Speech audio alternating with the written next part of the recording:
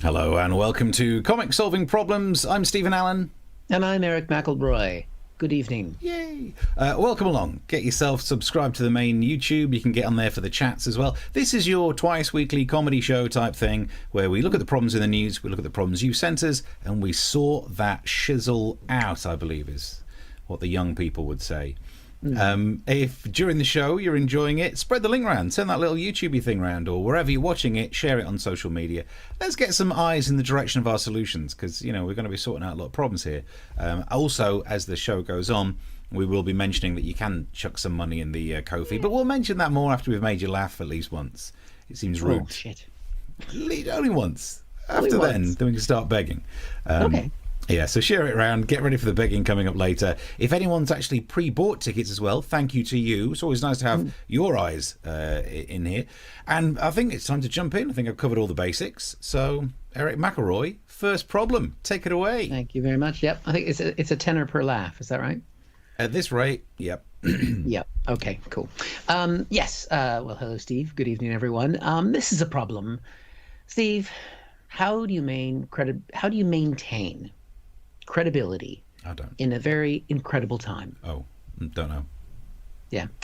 Because, if you do something wrong these days, apparently you get canceled. It's cancel culture. And then we've got COVID. So you get canceled and you get COVID. That's probably worse.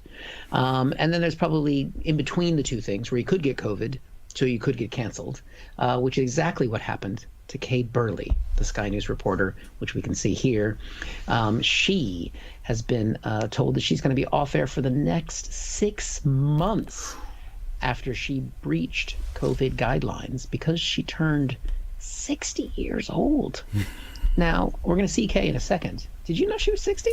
I did not know that she was 60. I mean, just saying. She's got some free time. Give me a call, Kay. The problem is that she had her 60th birthday. She's looking good for it. She had a meal, and apparently in the story, there were more than the 6 people there. She went into one restaurant and then another restaurant, and then she went to an after party. So she broke the rule of 6. She broke the rule of households. And she's a journalist. She's like the lead, one of the lead presenters on Sky News, which is, if you're not from the UK, it's not even it's not fair to say it's Fox News because TV journalism is balanced here, or more balanced. It's a big news channel. It's a big deal. She's a big figure. Although her first statement about it seemed a bit weird. Here was this. She said, "Evening, everyone. This is right after it happened. I want to apologize to you for an error of judgment," she called it. On Saturday night, she's enjoying her birthday party. Again, we're all shocked that she's 60. Well done, Kay.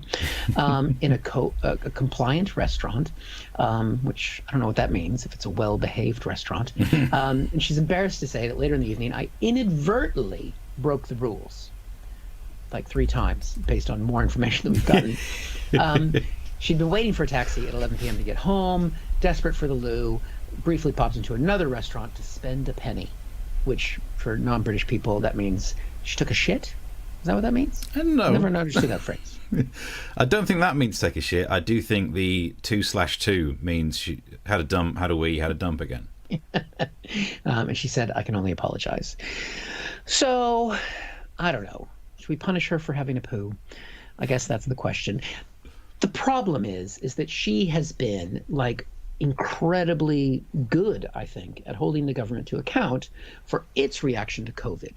And she is definitely one of those journalists that can really lay into government ministers about the broken rules. And we saw this especially when a government advisor, Dominic Cummings, broke the rules famously earlier this year by testing his eyesight, by taking a drive to his family and just totally breaking all the rules. Here she is actually talking to the Health Secretary, Matt Hancock, about that. From, as you say, 9 o'clock this morning, if you are instructed to isolate, then it's very important that you isolate, yes. Immediately? Yes, immediately, because the reason is that you will have been in close contact with somebody who's tested positive, and so you're at high risk. What if I've got childcare issues? I mean, I love that. That flick of the hair. Oh, yeah? Yeah, that's the rules? What if I've got childcare issues? What you gonna do then? Huh?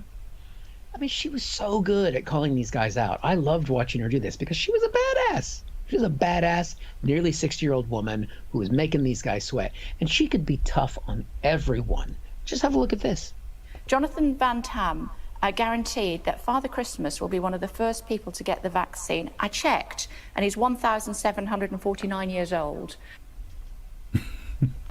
I don't think Santa wants to talk about his age, Kay. I mean, I know you're just turning 60, but Jesus, that's a bit harsh, laying to Santa. But here she is trying to make sure that Santa is indeed going to get the vaccine, which we need him to because he's at a high-risk group. He's also obese. Sorry, Santa. Somebody's got to say it. And here she is talking about whether or not he's going to get the vaccine. So, is it true? Is he one of the first to get the vaccine? Well, I think on the prioritisation, he would clearly be at the top of the list. Okay, so that's a yes, isn't it, for all my younger viewers watching this morning? Absolutely. That's how much she makes government ministers sweat. The guy's asked an easy layup question. Are you going to give Santa the vaccine? And the guy's like, well, I think that I'm so used to deferring questions. I mean, I want to say that we're going to try, but I don't know, if there's anyone who may not believe it. And then she's like, are you going to give it to him or not? Oh, yeah, yes, unequivocally. That's how much she makes these guys shit themselves. I love made the him fact, nervous about Santa. yeah, that he started to try and dodge that question. But I love it that she's saying for all of my younger viewers, who in their right mind is like 8 and goes, oh, I want to watch Kay Burley on Sky News. No one. Get out more. I have to mention that I have met her. I've been interviewed by her on television. She was nice to me. She is the size of a child. She's only about yay high. She's a tiny person. So that could be part of it. But yeah, I don't know, Steve. I mean, she broke the rules. She's actually taken a 6-month suspension for this. Government ministers like Dominic Cummings, he didn't resign for ages for that. Priti Patel, she's alleged bully. She doesn't step down. I mean, do you think it's unfair that she's being held at a higher standard than people who are actually governing us when she's just a sweet little old lady on TV? I definitely do. I mean, Priti Patel, at least she did the half apology of saying, I'm sorry if anyone felt that I did anything bad. Brilliant. Yeah. But Kay, yeah, I think it's really harsh, especially when Rita Ora just flouts the rules and goes, I'll pay a fine because I definitely afford it. And, hey. Whereas for some reason, Kay Burley, look, I don't think she should have done it. I think people should stick to the rules. But I think it's ridiculous she has to lose half a year's worth of work. And Beth Rigsby and the other one who's, I can't remember the name of the guy, who's also taken 3 months off for it. Yep. And I can see that it does mean she loses moral high ground, that she can't actually say to any minister kind of, but are you sticking to the rules? And they'll be like, do you want to go for dinner? Oh. So, yeah. But, maybe we just have to take the rough with the smooth. I think it's unfair that she has that much of a punishment. Yeah, but I guess how could she then how could she put that sass back into it? The sass that she had, it was amazing. She'd just have to get practiced at dealing with those annoying pot shots at that one topic. Like, she still has the moral high ground against these MPs for effectively everything else. Like, only if that she was being interviewed by the most saintly. Everyone else they're carrying other guilts with them that she can go, yeah, stop trying to take pot shots at the person asking the question and answer the damn question. So she could have done it. I don't think it's fair. So I think we can agree that anyone in media, say a comedian who's on television sometimes or on YouTube sometimes, we don't have to follow the rules. I think we should follow the rules, but if we break them, I don't think, what are you going to do, make us not work for 6 months? That's my next 6 months. So We'll still be here. So bless her. 60 years old, though. I mean, damn. Into the comment section. Well, there's us. We've worked out that if you're on the YouTube, if you're on the official YouTube, we can comment in the comment section. You can comment. Yeah, we can comment to each other. And Chris says, evening chaps, Brits watching as well, evening all, hello. Navman says, Kay Burley down in the dumps for being dumped for taking a dump. That's the headline that no one knew they needed. I can't read all of Mark's comments. I'll let you take that one as well. I think right after that. Does just end on the ... So still meant that he got the vaccine before William Shakespeare. William Shakespeare. That means Santa versus Will Shakespeare. Yeah. Well, but no, William Shakespeare got the second dose. You've seen the news, haven't you? Yeah. The fact that the second is a British man who's in his late 80s named William Shakespeare. Yeah. I mean, surely they should have had the good sense to say, could you just sit this one out for a while? I'm sorry, I know it's meant to be random, but all of the news stories are going to be about your name rather than the vaccine. So who's next? Harold Shipman? Damn it! Yeah. Yeah, but famous names. I mean, I had a friend in high school or college who was named Timothy Leary, which Timothy Leary was he was the person who kind of made acid a thing in America, but he was the most pure Catholic schoolboy you've ever met in your life. So his parents thought people had forgotten about the 1960s Timothy Leary, but no one had forgotten about that person. No one's going to forget about William Shakespeare as well. The bigger question here is, if you're Mr. and Mrs. Shakespeare, well, this guy's in his 80s, so 80 years ago thinking, let's call him William. Why do that to a child? Why? Because they could have called him anything Shakespeare. But I mean, if your name is Shakespeare. No. If your surname's Hitler, you don't go with the obvious first thought. You definitely go route B. You can't have Gary Shakespeare. You definitely could. Because imagine being called William Shakespeare. You will never going to live up to the standard of your own name. Kind of like, oh, William Shakespeare. Oh, which one do you mean? The infamous playwright or the third grade teacher or whatever the hell you've got. Bless Shakespeare didn't write any of that stuff anyway. It's all a lie. Chris has said, for my younger viewers, seriously, he was offended by that as well, from Kay. Mark's also said, no wonder he had trouble with Santa. The minister is a Tory, so the idea of someone giving things away is just so socialist. Excellent. Brilliant. So you can keep the messages coming through as we plough on through the topics. Let's get that right there. And if you're enjoying the show, you're getting some value out of this, you could very much help us out by funding the fact that, very much like Kate Burley, we are not working for the next 6 months, so chuck some money in the pot. It would very much help us out. Maybe we should fill in for her. I'm available every morning. Yeah, we are definitely available. Yeah. All right, on to the next problem. I want to talk politics. I want to talk Brexit. And I know the last time I tried to talk politics, I kind of went off topic a bit, and you ended up at the end of it saying there were a lot of Nigella jokes in there. I was trying to do a serious story, and we ended up, I think, just like someone in the news had said something that sounded stupid, and I said, well, if you want to hear someone else who said something stupid, did you see Nigella? And play this clip. Right. I have given my licorice box a bit of an international refit. What? But I'm not going to do it this time. As tempted as I am to have another go at Nigella, I want to talk about what's happening with the Brexit shambles, the Brexit mess. Front page of The Independent, Johnson fails to secure Brexit concessions. There's a headline that happened just recently, Boris Johnson saying no deal is likely. You know the negotiations are not going well when the person you're negotiating with turns up wearing a face mask of the European flag. Oh, that is playing hardball.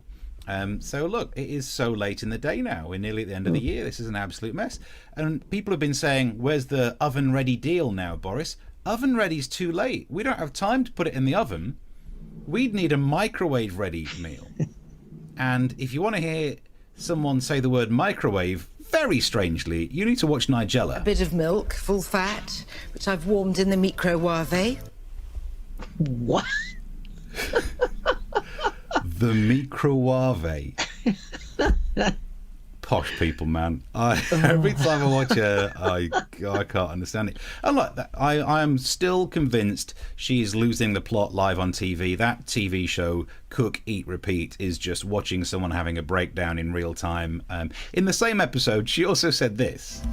My potatoes are beckoning me, but then potatoes always beckon me. Have those potatoes told you to do something you don't want to do? Do those potatoes tell you to kill? Because she's got knives, so we need to be asking her these questions. So anyway, if you want to know about microwave things, she says... So I've warmed in the microwave.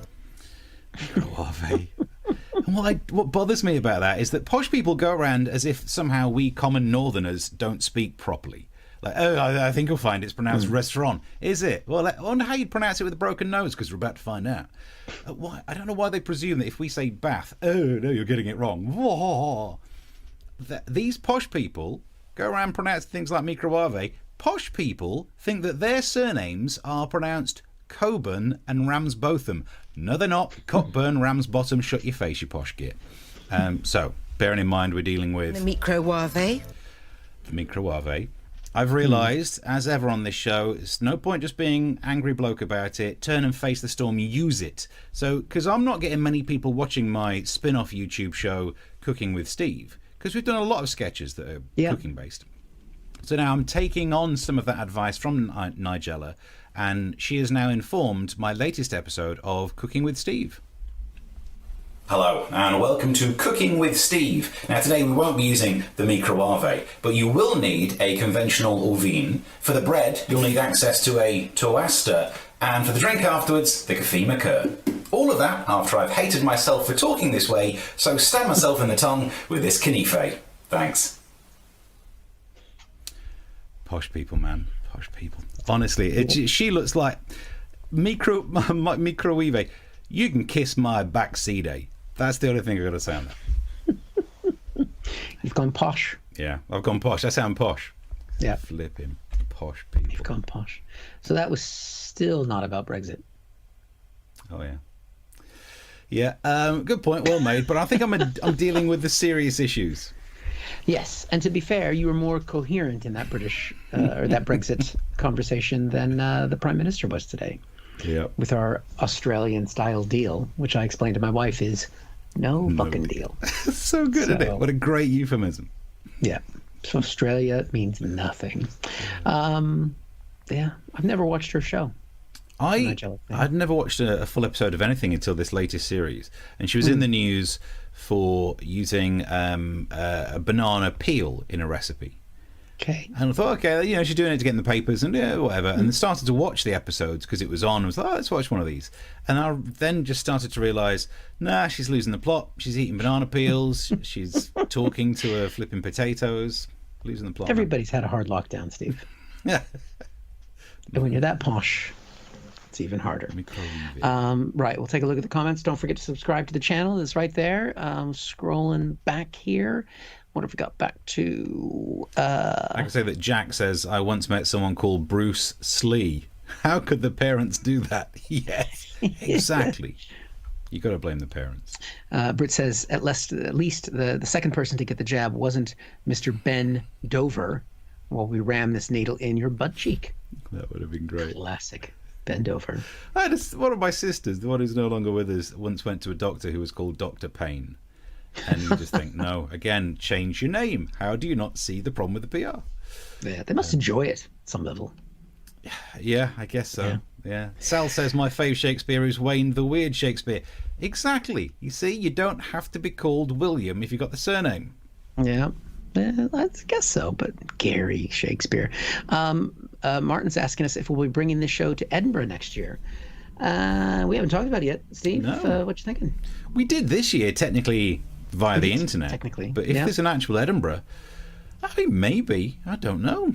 Give it a maybe. Have Kay Burley ask us that question in 6 months' time, and then we'll answer it properly. Yeah, and if you contribute to the show, then we might be able to afford it. But I think next Edinburgh will be virtual as well. Maybe, yeah. I'm willing to bet that right now. I'll bet that whatever you donate. Yeah, there's no way I could actually afford it right now, because the cost of Edinburgh, and if the costs are the same but with none of the audience, no. Okay, I think we sorted that one out. I think, based on the fact that they've already not had as many vaccines come through as they promised they would come through, and it's not going to happen. Let's see, those potatoes control Nigella. They give her the evil eye. Brilliant. Do you know what? There should be more. I always love an eye-based joke when it comes to potatoes. I love it. It's a great phrase. They've got eyes in them. That kind of, That reminds me of Grandad. I love potatoes have eyes. But Chris came in with one as well. So Mark and Chris there. Chris said, "Are the potatoes giving her the eye?" So Mark beat you to it though, Chris. Yeah. Although they say snap. Yeah. Well played. Everyone loves a potato eye joke. I'm all for it. This is a great way to spend an evening watching people watching people you to laugh at. Hang on, get confused. This is a great way to spend an evening watching people you to laugh at Nigella all live on YouTube. I think that's meant to be. See what he's trying to say. Yeah, like yo to be. But the first bit got confusing as well. Sorry, that's all my fault. It's been a long week. It's been a long week. But we've all Britt had a says drink. there's not enough mulled wine in the house for me to ever say microwave, and that's even on the strong pain meds I shouldn't drink on. No, Brits, don't drink on the strong. Actually, what you should do is send the strong pain meds, and we'll sort them out. Send them to us. And then another comment before we crack on. Chris says, was that an oyster shucking knife? Kanife. No. But it looks a bit like one, doesn't it? So I'm not that posh. Imagine if the whole rant that I just did was flipping posh people. Don't posh people, and posh people can't even speak properly. Have you seen my oyster shucking knife?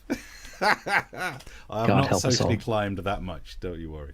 No, you have not. I can say that, having known you quite well. Right. Problem number 3. Problem number 3. How do you solve a problem like 17 attorneys general? Oh, I love that when you do the plural on attorneys. Oh, that's nice. I just think that's what I. To be fair, I could just scrap the news story and talk about what is that such a weird phrase when you have one, you have two, you've got one attorney general and another attorney general. You put them together. Shouldn't you have 2 attorney generals? No, because they are attorneys and they are general. They're just general attorneys. They're general attorneys, so they're general attorneys. But they're the top attorney in the state, and in there's only one attorney general in the U.S., so he's the head. He should really be the attorney admiral. But you'd still be attorneys admiral if you had more than one of them. It's like that episode of Star Trek Voyager when there are 2 versions of Ensign Harry Kim, and Janeway refers to them as. No, I think it might be Tuvok. Tuvok's kind of get the grammar right. It says Ensign's Kim instead of Ensign Kim's.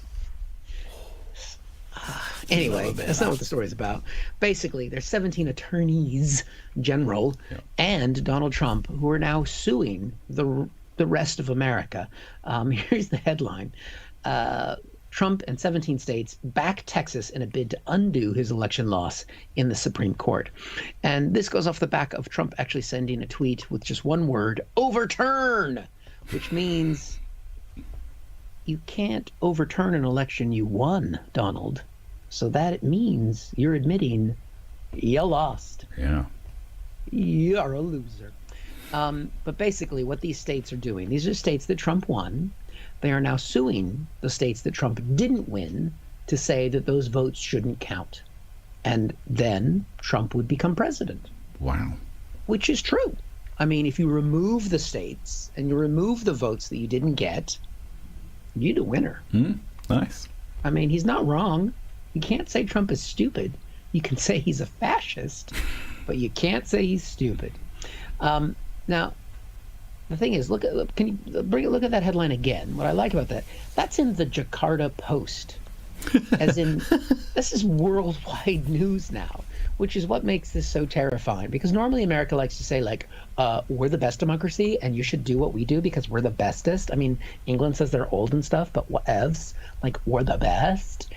But the rest of the world that we normally lecture, it's basically America has K-Burleyed itself. That should be a thing now. That's going to be a thing, isn't it? Thoroughly burleyed. Yeah, you burleyed. You burleyed it. Now, the thing is, as we've already discussed, you've got all these attorneys general from the 50 states, but there is only one attorney general. There's only one leader, right? There's only one ring to unite them all. The guy who's the attorney general right now, his name is Bill Barr. He was picked by Trump. He's been very much Trump's loyalist. He's done everything. Here's a little bit more about Bill Barr. Bill Barr, President Trump's attorney general and loyal ally, America's top prosecutor, and a champion of conservative values. Now, if you've ever watched any American political ads, you know when the voice is doing that it's building to something where it's definitely going to flip that shit on its ass. Because what has Bill Barr done, the guy who's in Donald Trump's pocket? Well, this is what he's done. Now, Bill Barr agrees the election was fair, the results accurate, saying he, quote, has not seen fraud on a scale that could have affected a different outcome. Ruh-roh! Your man that you had in the pocket to solve everything and to investigate everyone he ain't your boy no more. And that's not gone down well. There's rumors that Donald Trump is thinking about firing Bill Barr, even though he might not have that much time left in office unless he overturns everything. And that has not gone down well in Trump world. Trump's not happy. One of his biggest supporters on Fox News, Janine, she's not happy either.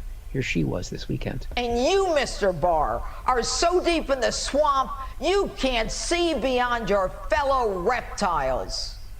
And you are not the exceptional leader needed at this exceptional time in history. You know what, Bill Barr? You can't see nothing. You trash. I don't believe in you more. You broke my heart. Well, she's, she reminds me of someone. Who was it? She reminds me of? I think we have it here. The poll book is completely off. Completely off. Off that 30,000? I'd say that poll book is off by over 100,000. I say that poll book is off there. Every hen night's got one. Oh, God, I could listen to her all the time. Now, they're not happy with Bill Barr. I mean, what is it? All of Trump's supporters now just sound like they're pissed. And he doesn't even drink. Such a weird thing. If you've forgotten about her, she was the one testifying on Donald Trump's behalf. And that was the moment where I think it was in that clip where Rudy Giuliani was even leaning over to tap her on the shoulder to be like, too much, sweetheart, which I think is what Judge Janine needed the other night. Melissa Calrone, that's that woman's name, who we showed there. She hasn't got away. She got featured on Saturday Night Live. I'd love to be on Saturday Night Live, making fun of her. But she's not gone away because she was sitting next to Rudy when Rudy was allegedly sick with COVID, because he was diagnosed with COVID just a few days later. Now, normally, what happens when you're around someone who has COVID, Steve? What are you supposed to do? Meant to self-isolate. Well, what's Melissa done?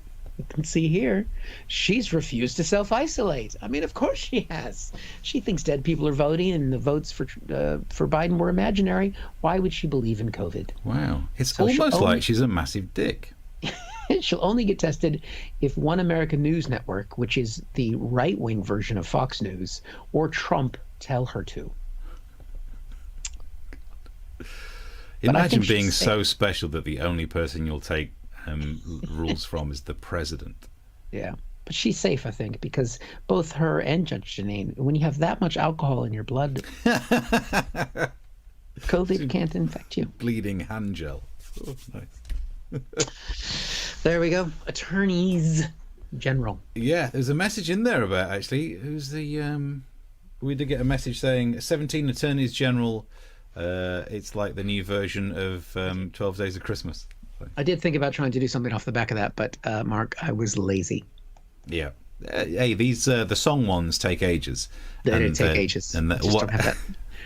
Then you end up just looking freaky, like you're doing a version of 9 to 5. Which, by the way, side note, the lady who is performing, there's a Dolly Parton impersonator who's doing the Dolly show in Piccadilly, and it's like the world famous Dolly Parton impersonator. Somehow now has found me on Twitter. I think it Mark who actually replied to some comedian's song which the Dolly Parton show singer was in, and then she sent a message saying like, "Oh, you're the guy from the Mash Boy thing," and then there was a gap when she said, "Oh, I've just watched your 9 to 5 video," and then another one where her comment was, right, this is the only comment she gave about my version of 9 to 5. You could have shaved. Wow. I mean, I've received some slight praise in the past. I've been damned by slight praise, but I've never just had. You could have shaved. I mean, that's exactly right. I could have done, and it probably is the only thing to talk about that video. There we go. Have you not tried the Thames oyster, Steve? I haven't actually. Well, because I know if you come in on the Thames, the region that has brackish water is apparently great for oysters. What do you mean? I've left my working class roots behind, but I've never tried one now. Is that like the Blue Oyster in the Police Academy? It's very much like the Blue Oyster Club, yeah. Yeah, it's different. It's a different thing. Let's see. Martin says, you've lost the argument when you start a sentence with, It's like that episode of Star Trek Voyager. Hey, never. I rewatched Voyager in the first lockdown. I'm most of the way through Next Generation in the second lockdown. It's all good. It's all going in. What? I tried. I started to. I couldn't. It's just it's too old now. Do you know when we finish the show tonight? I'll tell you what I've got to watch. Next episode of Discovery. I got to get into it. All right. What have we got here? Mark They're holding up says- the Jakarta fence. Go for it. Oh, sorry. Go on, go for it. Mark said they're holding up the Jakarta fence. I don't know. Because the news source that you had. Oh, yeah. Mark says, when the yuppies moved to South London, they started calling Battersea... Oh, it's very difficult to read these out, isn't it? Battersea. Clapham was Clam, and Streatham St. Wreatham. Nice. Britt says, I'm just off to make a cuppa with my Ket Tel Wheelie. Now, what a great thing to do. Let's have a thing where people message in almost illegible things, and we have to try and read them on a live stream. I can't even read the things that are legible. Sal says he only hired Bill Barr because he thought he was Bill Burr. Yeah, Could be William Shakespeare. That's got to be a tough booking to fill. It shows you have logic beyond the stars, says Mark, when it comes to quoting The Voyager. I agree. Whatevs.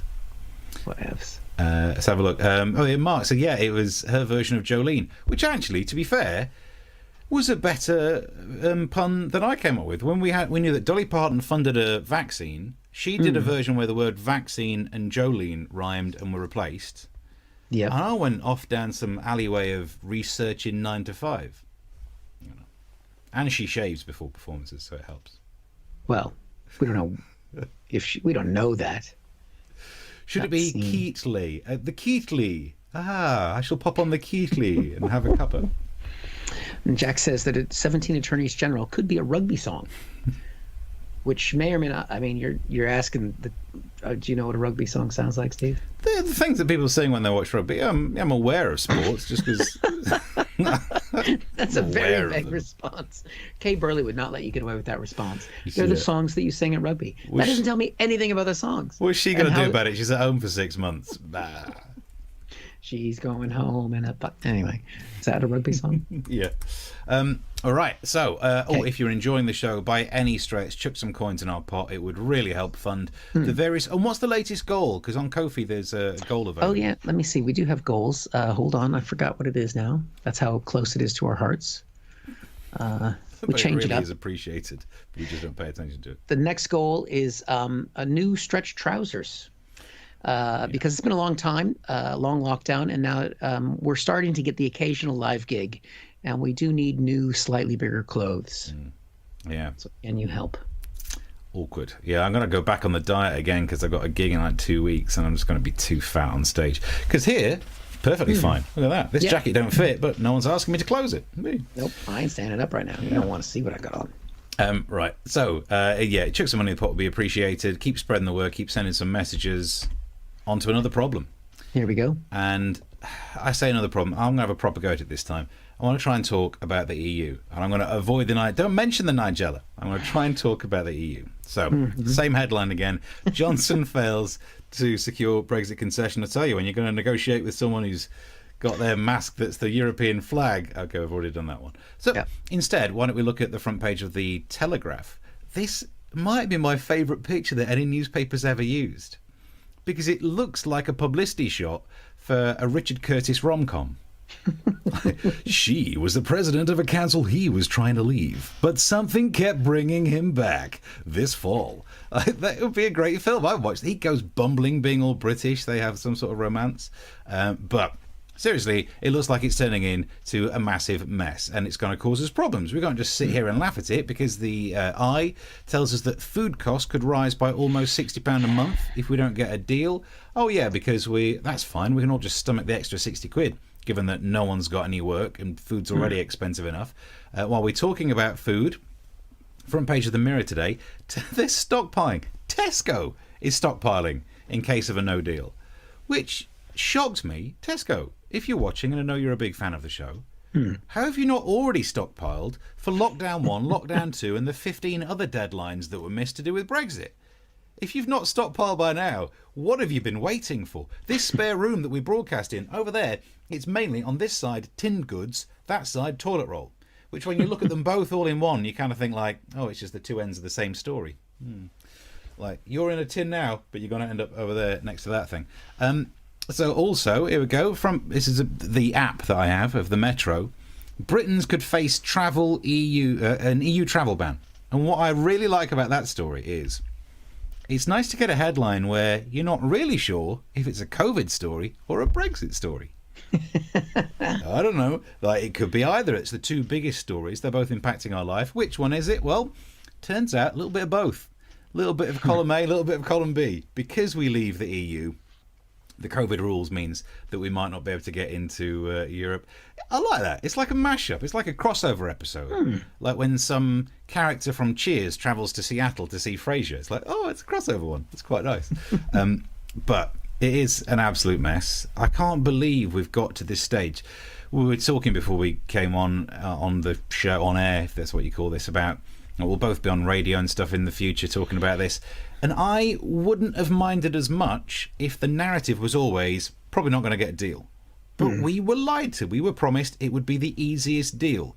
Oven-ready deal and the easiest trade negotiations ever were the two narratives that came through. So when I was stood there, filling in my little form, thinking, shall I vote to leave or remain? Well, the Leave people say we'll definitely get a deal. I like deals. If you tick that, you were lied to.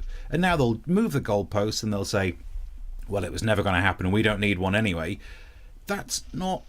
Still, I would be perfectly happy in having lost a referendum if the other side were actually honest about it, rather than had some spin on it. So, while I'm being angry about this, to find out more, I'm joined by a Brexit MP. Hello. Hello, Steve. You said it'd be the easiest deal ever. You were wrong, yeah?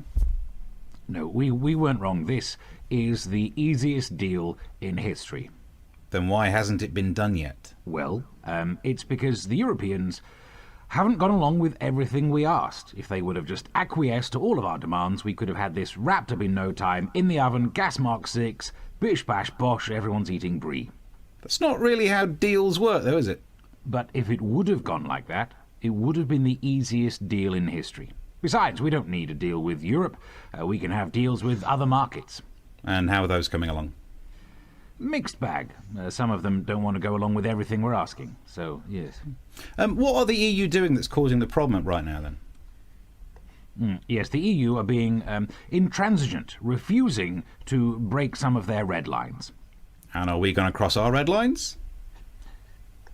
I don't think you know what a red line is, Steve. It is something that we simply cannot cross.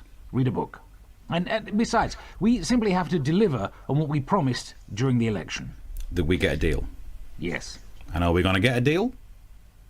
No, but it's not as easy as that. You just said it was the easiest deal in history. We seem to have a bad line. That's what we're dealing with. Him. I K-Burley'd myself. Is that what you do in your free time? Yeah. I mean, that's what we do. That's what we do with our spare time here. Brilliant. Yeah, I think it's clear. I think they said we get a deal and we don't get a deal. It's just like every promise my parents made. In the message section, we go. Mark says crossovers like when Reginald Barclay was in Star Trek Voyager. That wasn't just one episode as well. He was in it for a whole strand. He's the reason they get back. Because, yes, originally he was the nervous Reg Barclay in Next Generation. He's nervous apart from the episode where he gets that extra superpowered brain. But, yeah, he's on Jupiter Station. Eventually he finds a way to use the array to send messages. Beautiful. It's a different show, Steve. Here's the message. Hi, Kay Burley here. Just to say I'm watching, gents. Always watching. Nice. She does have time on her hands. If it all kicks off, I'll call Nigella. She'll go. I'll pretend to be a potato and tell Nigella to go and kill. Dear.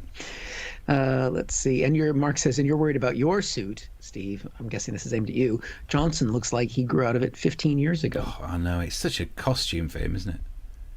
It's just like the disheveled. I don't get the. the disheveled, the hair and the suit. It doesn't. I don't get it. It seems to work. He's doing better than we are. What? I don't think so. Not based on the pound. Oh yeah, but we're asking for pounds in a charity pot. He stood there, a big mess, going, "Oh, no deal. He's going to be fine either way." We're going like, "Is there a chance you could put a quid in our little web link? It'd really help." Kofi works with all currencies, though. Yeah. So there you go. Chris says, "I could never get my head round his character. He will always be Howling Mad Murdoch from the A-Team." Yeah, it was difficult. So there we go. What other messages we got coming in here as well? I think we're up to date with Oh yeah, Mark says, "I think Mitch Benn summed Brexit up perfectly. Check out his song Suck Your," and then there's a bleeped out word. I don't know why I said suck. Sorry, own your something, because I was trying to guess which swear word begins with an S. Suck your shoe. I'd got down to the poo one, and then I thought suck, and then I like that as a phrase. You know what? Why don't you go suck your own shit? I think my kids can hear me doing this show. Okay. It's the education they've always needed. Yes, I think we're getting towards the end. We are back next Tuesday, aren't we, Steve? Yeah, back next Tuesday. I've just seen on Twitter as well, because our tweet things are up there. Oh, yeah. Ben, in fact, let's try and see. Can we go on Comment Cam so I can read some of these? Comment Cam. Ben says a microwave is just what they call it in IKEA. Nice. But he's actually written microwave with like umlauts over some of the vowels, direses or whatever. Good. Nice. Can you do that on Twitter? Yeah. You got to search for the dots to be able to do the microwave. But it's doable. So like covfefe. the cafe McCur. Right. And are you doing? I'm doing live gigs. I am doing a live gig this weekend. Two live gigs potentially. Blimos. So where are your live gigs? Covent Garden Comedy Club in central London, and then the Bearcat, which is apparently sold out because Tim Vine is on. Yeah, and they're also only allowed 30 people. 4 people. In the pub. No live gigs for me this weekend. I did one last weekend, and next weekend I've got 2, which I'm terrified about. But I'm on Talk Radio tomorrow arguing about Brexit, which is why I did all the research for today's show. So I haven't. I bet Julia is going to be happy about Kay, though. That'll be interesting to see what she has to say about that. I think that'll be a tricky one, because I think we'll agree, because I don't think she should have stuck to the rules, but I'm sure everyone on that station is saying that she shouldn't be punished in any way. But then they don't like Sky News because they consider Sky News to be too left-wing and Remainy. It's neutral and a noose. Anyway, right. But we will be back here Tuesday at 9 o'clock in the UK, or whatever time it is, wherever you are. We do different times. Get yourself subscribed. Please. And we appreciate everybody that bought us a drink tonight. So there's been a few come through. But if you can't do that and you're enjoying the show, subscribe to the channel, tell people about the channel, watch all of our old shows on the channel, come around the house with a mask on. And no, don't do that. I went too far, didn't I? Yeah. Speaking of going too far, have you seen the comment from Mark? We're back to Eric's Willy again. What? It's been a while. It's been a while since Eric programmed in nudity into the show. There hasn't been any. I mean, it's not that there's not been any ever. There's not been any for a few weeks now. All right, Tuesday. I'll work on something. Now look what we're into. All right. Well, I think we're up to date. Till next time.